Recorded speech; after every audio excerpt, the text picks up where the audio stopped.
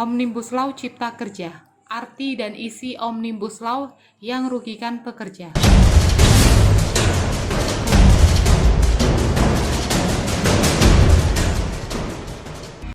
Apa itu Omnibus Law Cipta Kerja dan apa dampak Omnibus Law? Berikut penjelasannya.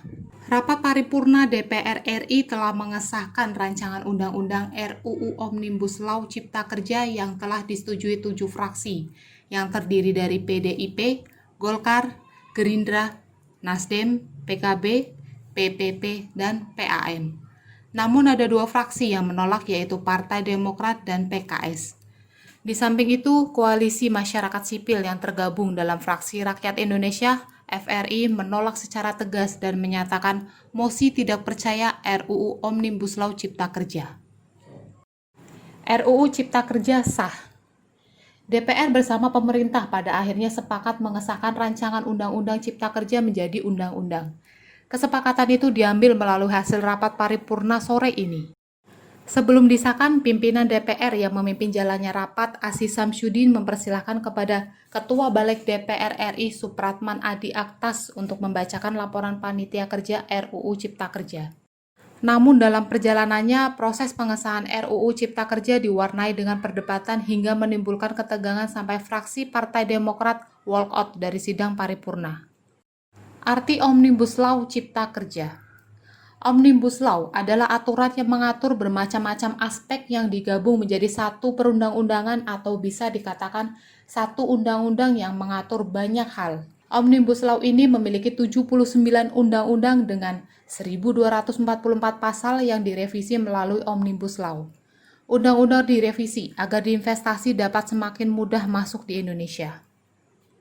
RUU Cipta Kerja juga dapat mengubah ketentuan cuti khusus atau izin yang tercantum dalam Undang-Undang Nomor 13 Tahun 2003 yang mengatur tentang ketenagakerjaan yang menghapus cuti atau tidak masuk saat haid pertama, keperluan menikah, menikahkan, mengkitankan, pembaptisan anak, istri melahirkan atau keguguran dalam kandungan hingga adanya anggota keluarga dalam satu rumah yang meninggal dunia. Selain itu, Omnibus Law Cipta Kerja juga akan memberikan ruang bagi pengusaha yang mengontrak buruh tanpa batasan waktu, tidak membela hak buruh seperti pesangon, dan penetapan upah minimum menjadi standar provinsi, serta para pekerja outsourcing semakin tidak jelas keberadaannya. Omnibus Law yang diusulkan pemerintah kepada DPR RI yakni RUU Cipta Kerja, Omnibus Law Perpajakan, Omnibus Law Kota Baru, dan Omnibus Law Kefarmasian.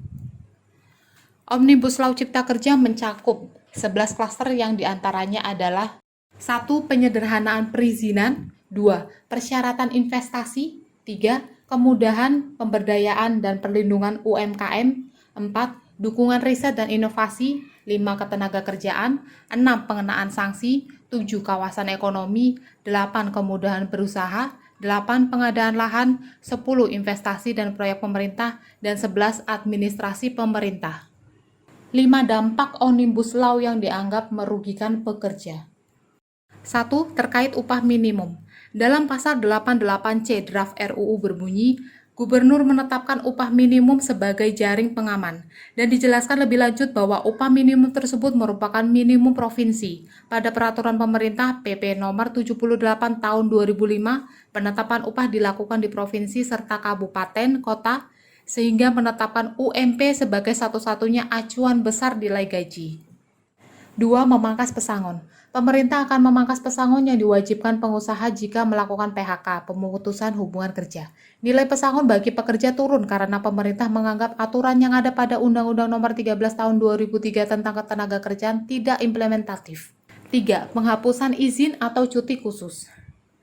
RUU Cipta Kerja mengubah ketentuan cuti khusus atau izin yang tercantum dalam Undang-Undang Nomor 13 Tahun 2003 tentang Ketenagakerjaan.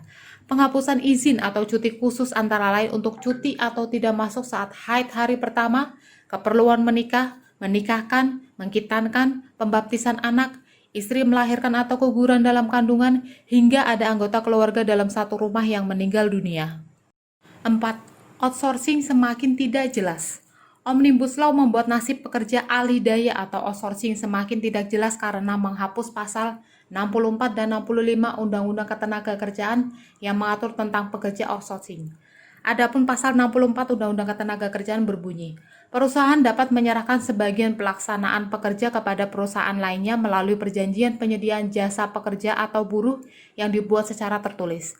Pasal 65 mengatur, penyerahan sebagian pelaksanaan pekerja kepada perusahaan lain dilaksanakan melalui perjanjian pemborongan pekerjaan yang dibuat secara tertulis. Ayat 2 mengatur, pekerjaan yang dapat diserahkan kepada perusahaan lain sebagaimana dimaksud dalam ayat 1 harus memenuhi syarat-syarat sebagai berikut.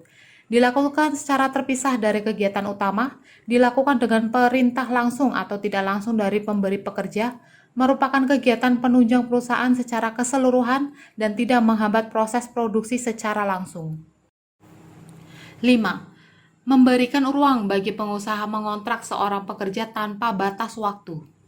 Omnibus Law Cipta Kerja akan memberikan ruang bagi pengusaha mengontrak seorang pekerja atau buruh tanpa batas waktu.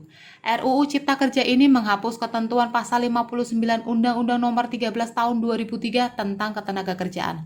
Pasal tersebut mengatur tentang aturan perjanjian kerja waktu tertentu (PKWT). PKWT hanya boleh dilakukan paling lama 2 tahun dan hanya boleh diperpanjang 1 kali untuk jangka waktu paling lama 1 tahun.